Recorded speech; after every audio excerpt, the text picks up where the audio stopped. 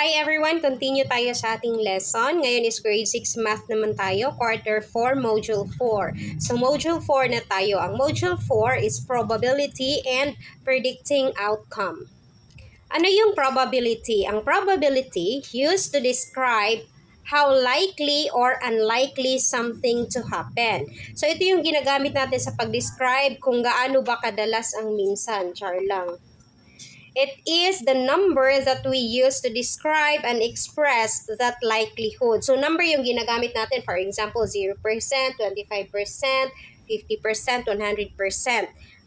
Will help us decide how often something to happen. So, ma-predict natin kung gaano ba kadalas mangyari yung isang pangyayari. Meron tayong dalawang categories. Ang isa is less probable than not and ang isa is more probable than not. So ito, less probable than not, ang nabilang sa kanya is 0%, 25% at 50%. So less probable na mangyari yung isang pangyayari. And then more probable, 75% and 100%. So mas malaki yung tsansa or merong tsansa na mangyari ang isang phenomenon. So, meron tayo ditong 0% or impossible to happen. Ang impossible to happen is 0%. Meron tayong example, it will snow in the Philippines tomorrow. 0% yung ating probability. Bakit? Kasi ang Philippines is tropical country tayo. So, imposible na mag-snow sa Pilipinas. So, that's why 0% yung probability natin. Dahil hindi talaga mag-snow sa Pilipinas. And then, ang 1/4 or 0.25 or 25% unlikely to happen. Example, the likelihood that two people in any group of 15 will have the same birthday. So, meaning 25% lang yung probability nila kasi hindi mo naman sure na meron talagang magkapareho ng birthday sa 15 na katao. Pwedeng merong magkapareho ng birthday pero mas malaki ang tsansa na walang magkapareho na birthday kasi 25% lang siya. Next is 1/2 or 0.50 or 50%. As likely or as unlikely or equally to happen. So, ang 50% is equally to happen. For example, the weather forecaster says there is 50% chance of rain today. So, ibig sabihin, 50-50 siya. Pwede siyang umulan, pwede rin hindi. That's why 50%. More probable than not na tayo. So, 3/4 or 0.75 or 75%. That is likely to happen. Example, the sports analyst says that Manny Pacquiao has 75% chance of winning his fight. So this is 75%, meaning si Manny Pacquiao is likely to win his fight. It does not mean that he will win the fight. So if he does not win, it does not mean na mali yung analyst. Kasi ang sinabi niya is 75% lang na mananalo si Manny Pacquiao. So meron ding chance na hindi siya mananalo, that is 25%.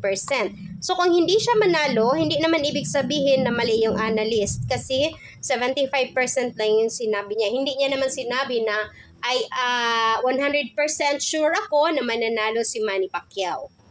1.0 or 100%. Certain to happen. Example, the sun will rise from the east. So, ibig sabihin, mangyayari talaga siya. Kahit na anong mangyayari talaga. Kasi naman, yung sun, mag-rise naman talaga siya sa east, hindi naman sa west. So, certain tayo, 100% na ang sun is mag-rise from the east. Ngayon, i-test natin ang ating napag-aralan. So, ang 0% is impossible to happen, 25% unlikely to happen, 50% equally to happen, and 75% is likely to happen, 100% is certain to happen. Meron tayong mga example dito, sasagutin natin siya. Ang number 1 is the sun sets in the east. Ano kaya ang sagot? Ang sun daw is mag-set sa east. Ang answer natin is impossible or 0%. Bakit 0%? Kasi ang sun mag-set siya sa west, hindi sa east. So, hindi talaga mangyayari na ang sun is sa east mag-set. Sa west talaga yan siya. So, that is 0%. And then another example, a pregnant woman with a big and round stomach may have a baby girl. Ano yung sagot natin? 50% or equally to happen. So, this is 50%. Bakit 50%? Kasi hindi natin masasabi na babae ba or lalaki ang kanyang anak at dalawa lang yung choices whether pwedeng babae, pwedeng lalaki. So 50-50 siya. That's why 50%. 50% siya pwedeng maging girl at 50% din siya pwedeng maging boy. So that is equally to happen. Third example, an earthquake occurred. There will be a tsunami. So ano yung sagot natin? Meron daw earthquake. So magkakaroon din daw ng tsunami. Sa Pilipinas, imposible or most probable unlikely to happen siya kasi hindi naman tayo nakaka-experience mostly ng ganun. Pero pwede siyang mangyari. So ang ilalagay natin is unlikely to happen. So that is 25%. Na merong chance na mangyayari siya na kapag mag-earthquake is mag-tsunami din siya. Pero maliit lang yung chance niya. Number 4, the jeepney that runs is likely to meet an accident. So, ano yung sagot natin dito? Ang sagot natin dito is 25% or unlikely. Bakit? Kasi hindi naman lahat ng tumatakbong sasakyan dyan is nadidisgrasya. So, minimal lang yung mga nadidisgrasya.